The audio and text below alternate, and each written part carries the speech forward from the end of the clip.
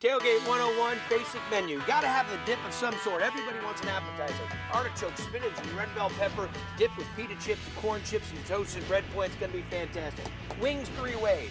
Asian, tequila lime, and Carolina barbecue. Gonna love it.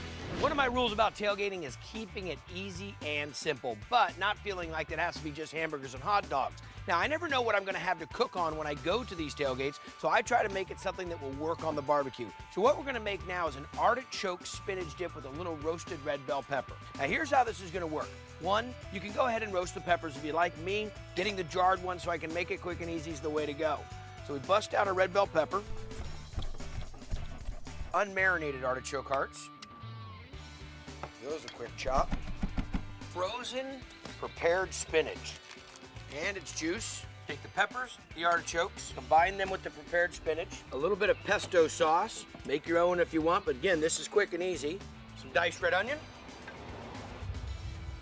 a little bit of mayonnaise, coarse black pepper, a little salt, some Parmesan cheese, and just mix it up.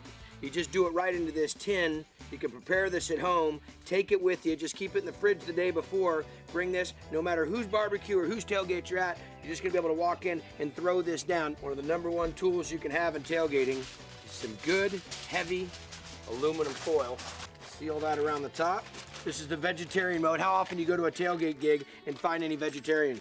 You could fortify that with some chicken or some crab. There's all kinds of things that can go along for this. Before we throw everything on here, is kind of move the coals out a little bit. Pull the coals over to the side just to make sure that we have some indirect heat. If we put any direct heat on top of that artichoke spinach dip, it might burn. I'll turn it a couple times just to make sure that it doesn't just stay too close to the heat. That's got about 15 minutes till it's warm and ready to go, and I'll serve it with some pita chips and tortilla chips. It's gonna be great.